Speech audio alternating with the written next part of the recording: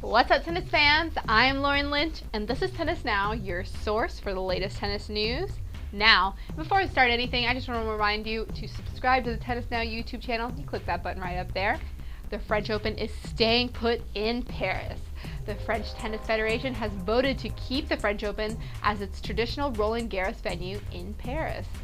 3 other venues, including Versailles, were bidding to host the French Open, but the Federation voted to renovate the existing site rather than move it. The clay court Grand Slam will remain in Western Paris, where it has been held for more than 80 years.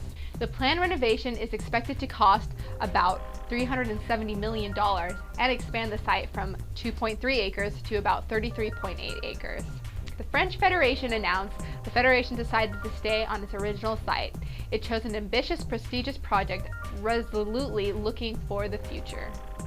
Currently the smallest of the 4 major tournaments, the new French Open will feature 35 outdoor courts, a retractable roof over the main stadium, which will allow the tournament to host night matches, and a new 5,000-seat stadium. Milos Raonic became the first Canadian man since Greg Rusedski to capture an ATP title in San Jose as he fought off 4 set points in the opening set to dethrone defending champ Fernando Verdasco 7-6, 7-6 to claim his first title at the SAP Open. Raonic said, "I can't stop smiling. I'm happy about it, and I hope I can keep it going more than 6 weeks into the full year schedule and see where I'm at the end of the year." He has currently ended the 2010 season as the number 156 and will reach a career high rank of number 59 today. Raonic also added, "When it gets close, it sort of just comes down to who gets it that day. It comes down to a few points, and I was there for it. I sort of used up my luck today.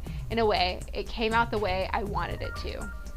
Verdasco was bidding for his 2nd straight San Jose title, but could not convert any of his 4 set points in the opening set.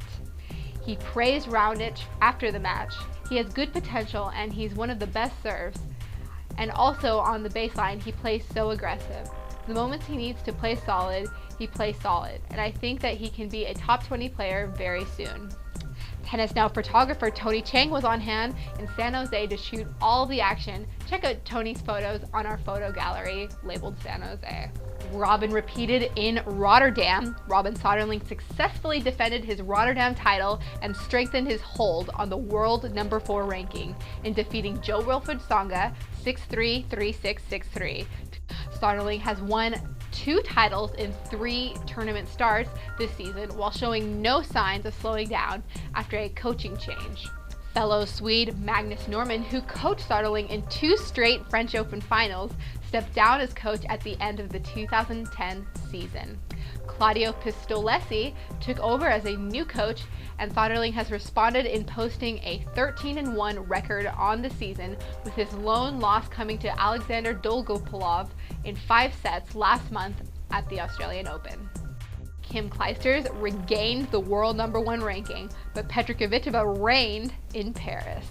The 4th-seeded Kvitova cracked 10 aces to conquer Clijsters 6-4, 6-3 and collect the Paris Indoors title. Kvitova said, "I'm very happy to win my 2nd title of the year, and it doesn't get much better than beating the new number 1 in the final. I thought I played very well. I played my game fast and aggressive, as I couldn't let her dominate. It's very special to defeat Kim in the final. I'd like to thank my team, and I would like to dedicate this victory to my grandfather, who passed away this last week."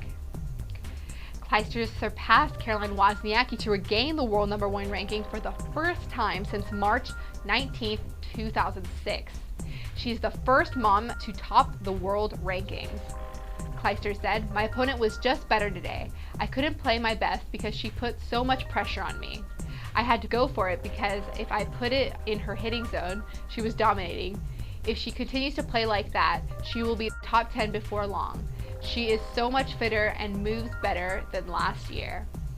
It has been 256 weeks since the last time Clijsters was world number 1, the 2nd longest streak between number 1 rankings in men's or women's tennis history.